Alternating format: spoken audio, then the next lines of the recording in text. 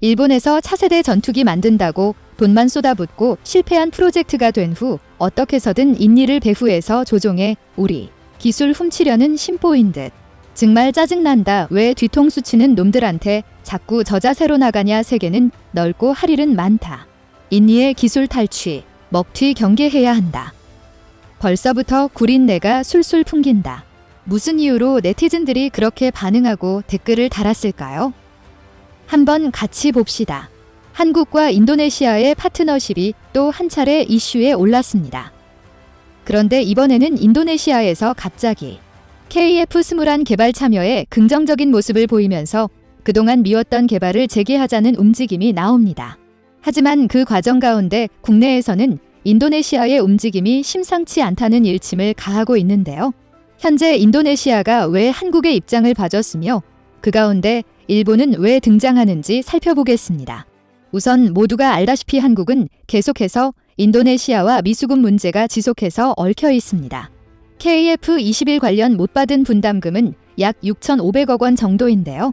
한국에서는 점차 늘어가는 분담금 미지급금으로 인해 여론이 매우 좋지 않은 상황으로 발전했습니다. 게다가 인도네시아는 국내외의 우환이 너무 많았고 이는 예산이 극도로 부족해 짐을 뜻하고 있습니다. 그것은 곧 한국에는 KF-21라 인도네시아가 주문해 놓은 2차 잠수함 등 점점 순위가 뒤로 밀려난다는 것인데요.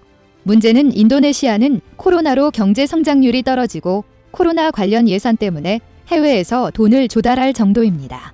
작년에 인도네시아 재무부는 코로나 때문에 국채를 팔아 40억 5천만 달러, 4조 9천억 원을 조달했다고 밝혔습니다.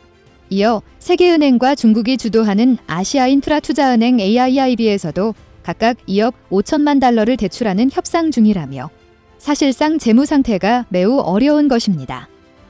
인도네시아 정부는 코로나19 사태에 따른 의료, 복지, 경기 부양용 지출 증가로 급증하는 재정 적자를 메우기 위해 부심하는 실정입니다.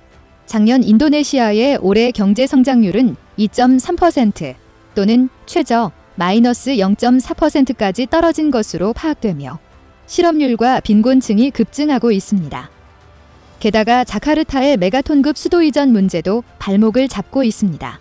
인도네시아의 조코 위도도 대통령은 홍수로 침수되는 인도의 수도 이전 문제 때문에 최소한 수십조 원 이상을 인프라 공사에 투입하고 보르네오 섬으로 옮길 것이라고 공언해 놓은 상태입니다.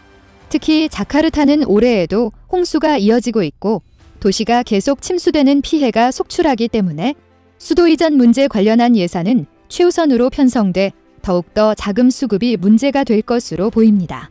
하지만 이 와중에 인도네시아 국방부 장관이 한국 측에 KF-21 행사에 오겠다고 연락을 한 것인데요.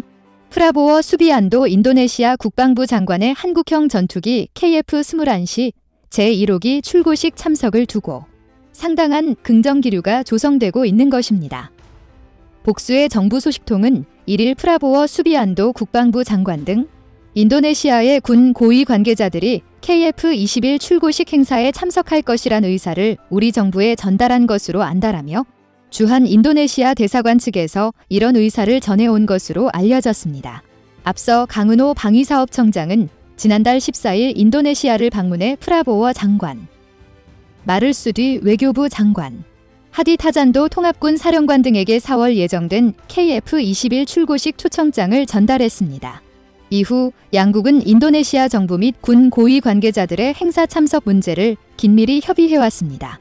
하지만 프라보워 장관이 그동안 러시아, 유럽 등 다른 나라와는 활발하게 교류는 해왔지만 한국에는 한 번도 오지 않은 데다가 KF-21 사업에 대해 불공정한 사업이라고 줄기차게 언급하고 프랑스의 라팔이나 미국 전투기를 주문해야 한다고 입장을 변경해 한국에 오지 않을 거라는 전망도 있었습니다.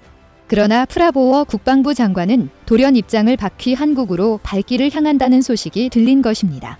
방산업계는 인도네시아가 이번 행사에 정부 및 군 고위 인사들을 파견하면 연체 중인 KF-21 개발 분담금, 납부를 비롯한 공동개발 사업 계속 참여 여부를 가능한 시금석이 될 것으로 전망해왔습니다.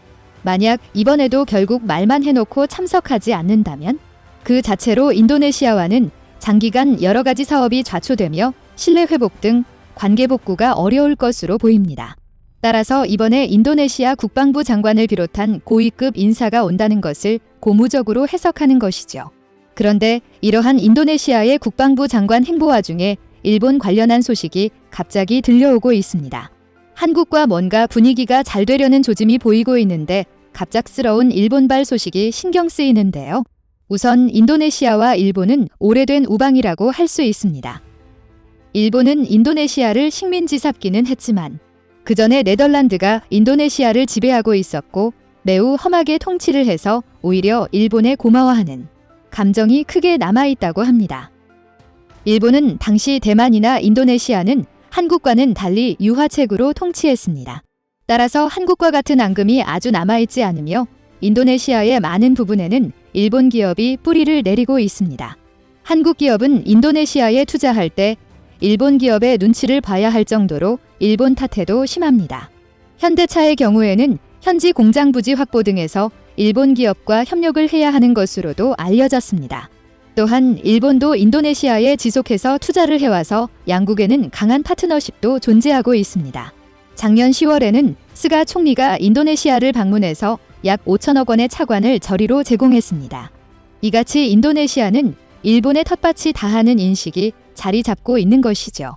그런데 이 와중에 프라보워 국방부 장관은 한국의 KF-21 관련 방문 의사를 밝히면서도 지난 3월 31일 본에 전격 방문했고 모태기 외무상과 기신 방위상을 동시에 만나 회담을 가진 것입니다. 여기서 그들은 중국 견제를 위한 의견을 나왔으며 일본과 가치를 공유하기로 합의를 봤습니다. 인도네시아도 중국이 남중국해를 자신의 영역 근처에 설정하면서 중국에 대한 견제 목소리가 급이다. 그런데 그 다음 회담의 내용이 다소 우려가 되는데요. 인도네시아는 자위대 등과 공동훈련을 하기로 하고 안전보장 측면의 협력 강화를 위해서 방위 장비의 이전과 기술 협력을 촉진하는 협정을 체결한 것입니다. 이로써 인도네시아는 일본이 11번째로 해당 기술을 이전하고 공유하기로 한 나라가 되었는데요. 당장 인도네시아는 일본에서 호위함 등을 사들이고 기술을 전수하는 내용도 일부 들어간 것으로 보입니다.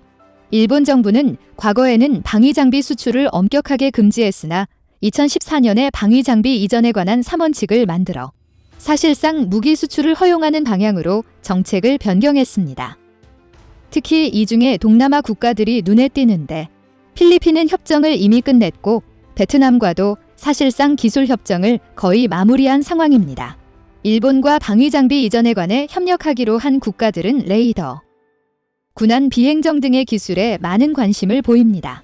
레이더 같은 경우에는 가장 먼저 확보해야 하는 기술로 여겨지는데 일본이 관련 분야에 전문적이라고 판단해서 인도네시아도 이에 동참한 것으로 확인되고 있습니다. 문제는 인도네시아가 다시 한번 군사 자금의 활용 분야를 일본에까지 넓혔다는 것으로 자칫 이 가운데 한국이 우선순위가 밀린다는 우려도 등장하고 있는 것입니다. 또한 앞서 거론되었듯이 일본은 엔화를 찍어내서 동남아에 막대한 차관을 빌려주는 전략을 펴고 있습니다. 필리핀, 베트남, 인도네시아 등이 이러한 혜택을 보는데 이들은 일본의 호의적일 수밖에 없다는 것입니다. 따라서 앞으로 국방협력에 의해 한국과 해놓은 계약은 뒤로 하고 일본을 찾을 수도 있는 것입니다. 일본의 호위함은 한 척당 수천억 원에 이를 것으로 보입니다. 또한 앞서 거론된 레이더 등 먼저 인도네시아에 장착할 제품 등을 먼저 구매할 수도 있습니다. 한국의 잠수함은 이미 1차분은 구매한 상황이기도 하고 KF-21은 아직 완성형이 아니니 기존의 일본의 레이더 등에 대폭 예산을 투입할 수도 있다고 우려하는 것이죠. 게다가 프라보어 장관의 행보를 살펴보면 한국과 계약 이후 지속해서 다른 나라의 동일 무기를 비교해왔습니다. KF-21에 대해서도 항상 부정적이었으나 갑자기 한국이 곧 시제품이 나올지도 모른다는 뉴스가 등장하자 태도를 바꾼 게 아닌가 하는 의견도 나옵니다. 또한 프라보어 장관은 차기 대통령이 될 가능성도 높습니다. 인도네시아에서 현재 여론조사를 해보면 2위와 차이가 크며 지지율은 25%가 넘는 것으로 조사되고 있습니다. 따라서 자신의 치적을 위해서 한국 KF-21가 성공으로 갈 수도 있기 때문에 일종의 간을 보는 게 아니냐는 것이죠. 또한 막상 프라보어 국방부 장관이 대통령이 된다면 기존의 한국에 보여주던 태도로 바꿀 수도 있습니다. 이처럼 한국은 KF-21 사업이 좌초되느냐 마느냐 하는 중요한 길목에 있습니다만 인도네시아는 오히려 부족한 예산에도 불구하고 자신들의 투자를 일본에 확대하는 무리한 모습을 보인다는 지적이 나오고 있습니다.